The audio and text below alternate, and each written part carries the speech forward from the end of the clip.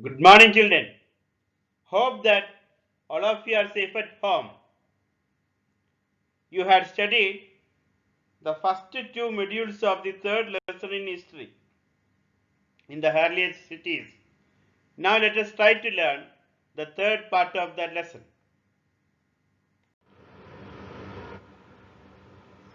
Well, children, let us try to find out the things which we had learned in the previous modules of learning this lesson.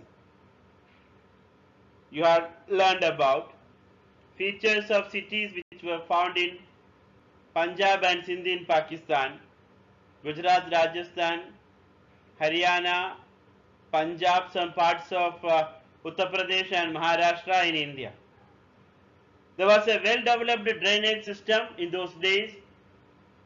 The kind of life led by people in ancient cities was another thing which you had learned in the previous modules of learning this lesson. Now let us learn the third module of this lesson. New crops in the city. Most of the objects that have been found by archaeologists are made of stone, shell and metal, including copper, gold and silver. Copper and bronze were used to make tools, weapons and vessels. Gold and silver were used to make ornaments and vessels. The Harappans also made seals out of stones.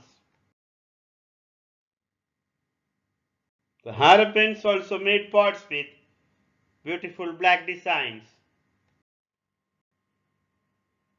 Copper was probably ground at Mehga from about 7,000 years ago. Pieces of cloth were found attached to the lid of a silver vase and some copper objects at Mohenjo-daro. Spindle wheels were made of terracotta. They were used to spin thread. I will show you spindle wheels and Mehgar in other slides. What you see now on the left side is spindle holes here, and here you can see Mahgar and Mohenjo-daro is here. Archaeologists have found these kinds of places in Mahgar. There were specialists who lived in the cities of Harappan civilization.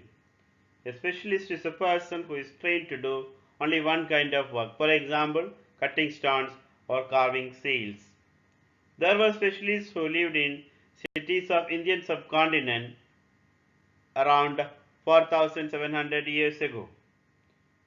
There were specialists among both men and women in those days. Raw materials. Raw materials are substances that are either found naturally or produced by farmers or herders.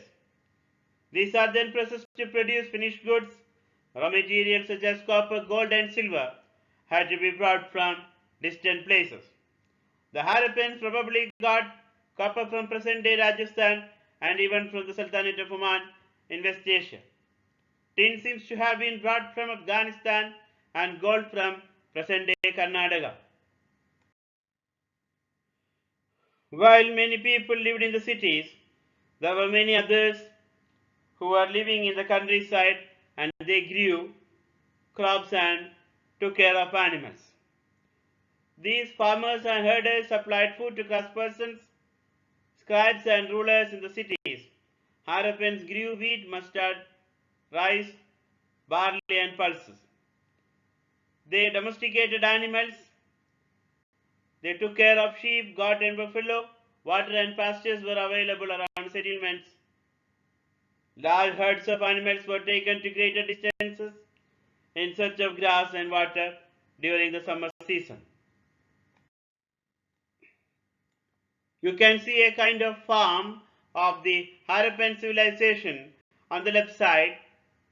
Many people who lived in those days engaged in trade. They exported finely finished goods, and Harappan seals are found in Sumeria. It shows that people of Harappa had trade relations with the rest of the world. Bahrain was one of the transshipping points in those days.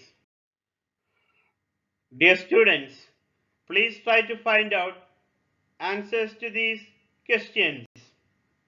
First one, write a short note on the raw materials used by the people of the Harappan civilization. Second one, explain the features of craftwork of the people who lived in the Indus Valley civilization or Harappan civilization. That's all for the time being. Thanks for listening. Have a nice day.